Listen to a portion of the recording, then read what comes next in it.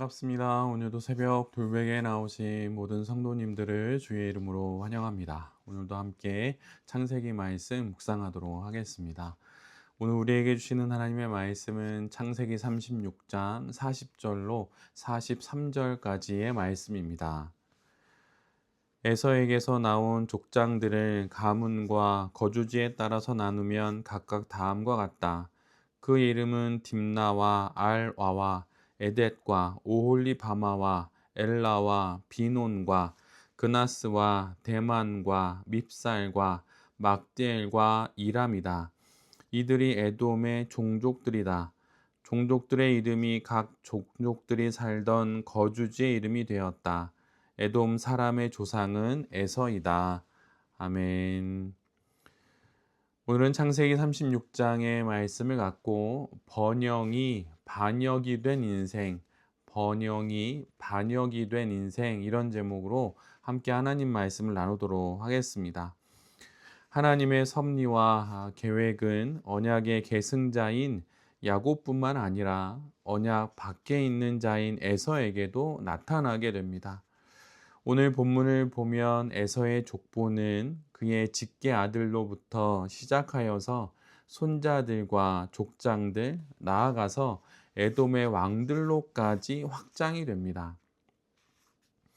이는 야곱의 형인 에서로부터 비롯된 민족과 나라를 우리 모두에게 보여주심으로 선하신 하나님의 은혜와 은총이 일반 은총의 측면에서 신실하게 에서의 인생 가운데 성취되었음을 우리 모두에게 보여주는 그런 말씀입니다. 하나님께서는 언약의 후손인 야곱의 이야기 이전에 에서의 이야기를 기록하셔서 이를 우리 모두에게 보여주십니다. 온 인류와 온 역사를 향한 하나님의 섭리와 계획이 언약의 궤보 안과 밖을 막론하고 모두에게 하나님의 뜻에 따라 이루어지고 있는 것을 우리 모두에게 말씀해 주시는 것입니다. 에서의 자손은 창세기 25장 23절에 기록된 말씀처럼 한 민족으로 번성하게 됩니다. 어떻게 보면 버려진 듯 보이는 그런 에서의 인생일 수 있는데 바로 그 에서를 통해서 한 민족을 이루시는 하나님을 우리 모두가 오늘 본문을 통해 봅니다. 에서를 시조로 한 에돔 족속은 세일산을 거점으로 삼게 됩니다. 에서의 이주 이후에 그들의 가족과 또 가문의 정착지가 되는 것을 넘어서 에돔 족속의 영구적인 거점이요 영토가 됩니다. 이는 에서의 능력에 따른 결과가 아니라 하나님이 세일을 에서의 기업으로 주신 덕분에 에서가 바로 그 땅을 영토로 삼고 민족과 또 국가를 이루고 또 도시를 또 형성하게 된 것이지요. 야곱은 우리 모두가 알다시피 12아들을 통해서 이스라엘의 기초를 형성합니다. 반면에 에서는 2대를 거치면서 총 15족장을 이루는 기반으로 또 나라를 이루게 됩니다.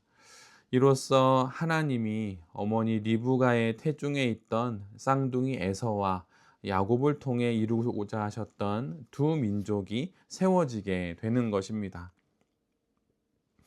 창세기 말씀을 처음부터 잘 읽어 나가다 보면 대략 10개의 족보가 나옵니다. 그런데 그 중에 명확하게 에서의 족보도 기록되어 있습니다. 이를 통해 우리가 알게 되는 건 하나님은 야곱의 하나님, 즉 이스라엘의 하나님만은 아니라는 것입니다.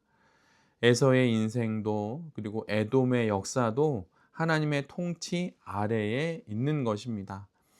야곱을 선택하셨다고 하여서 에서가 하나님으로부터 배제되는 것은 아닙니다.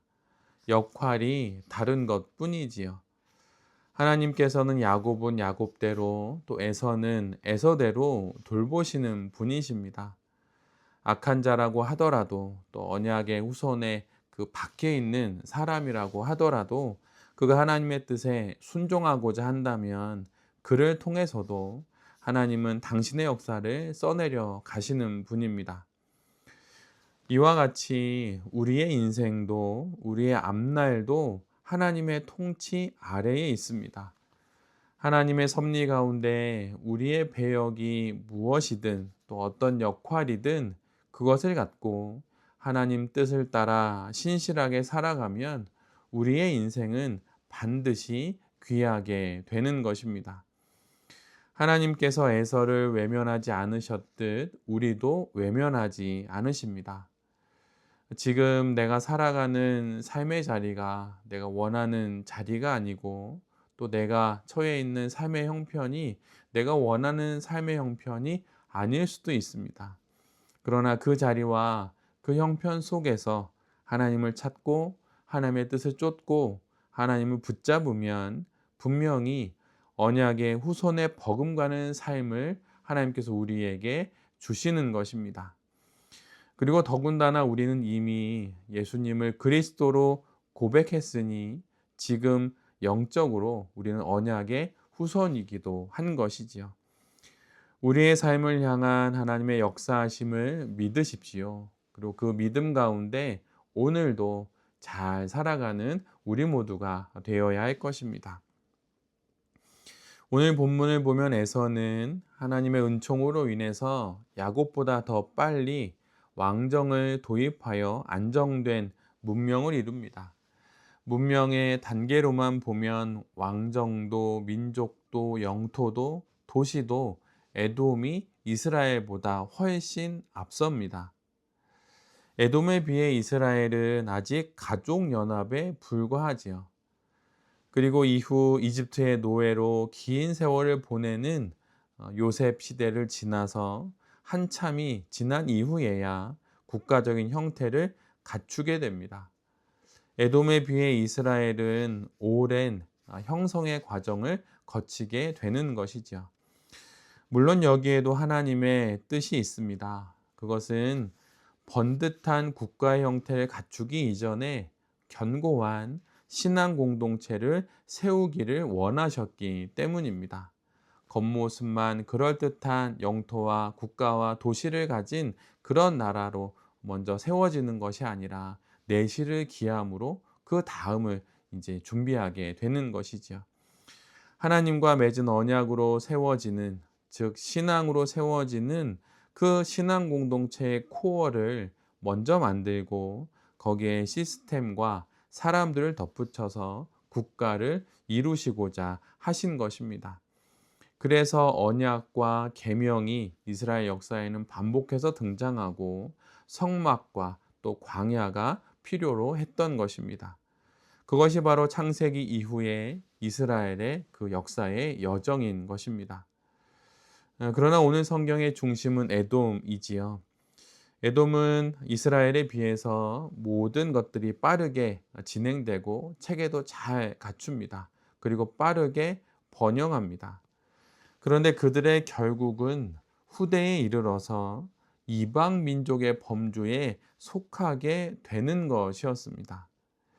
에돔은 분명 에서로부터 비롯되었기에 그들은 분명 약속의 후손에 해당이 됩니다.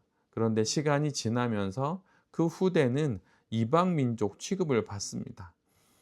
에돔은 이스라엘의 가나안 정복과 또 정착과 달리 세일의 토착 세력과의 통합을 통해서 그 땅을 차지하게 됩니다. 말하자면 번영을 위해서 정체성을 버린 것입니다. 에서도 분명 언약의 후손인 이삭의 아들이지요. 그러나 그는 번영을 위해 하나님의 뜻에 반역하는 선택을 합니다. 그리고 그 번영을 유지하기 위해 그 선택을 지속하다가 결국은 이방 민족 취급을 받게 되는 것입니다. 번영을 위해 반역을 선택한 것이지요. 이는 참으로 어리석은 선택과 또 결정입니다. 우리에게도 이런 모습이 있을 수 있습니다. 삶의 번영을 위해 반역을 선택하고 편안한 삶을 위해 편법을 찾지는 않는지 우리 모두가 잘 뒤돌아보아야 할 것입니다. 안녕한 삶을 위해 불의한 연합을 이루고 있는 것은 아닌지 돌아보면서 이런 것은 가까이도 하지 않는 우리 모두가 되어야 할 것입니다. 이러한 것들이 없어도 하나님께서 우리에게 필요한 것들은 모두 허락해 주십니다. 그것이 바로 언약의 후손들의 삶인 것이지요. 오늘도 우리에게 허락해 주신 삶을 살아갈 때 하나님께서 모든 사람들을 돌보신다는 사실을 기억하고, 또한 번영을 위해 반역을 선택하지 않는 경건한 삶을 잘 살아가는 우리 모두가 될 수 있기를 간절히 기도드립니다. 아멘. 함께 기도하겠습니다.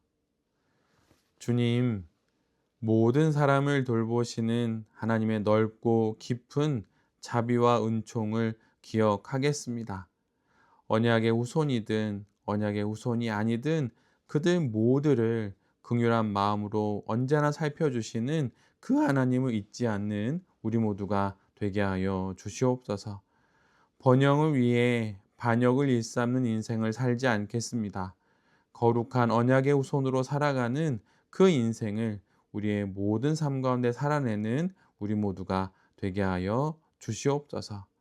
이 모든 말씀 예수 그리스도의 이름으로 기도드립니다. 아멘.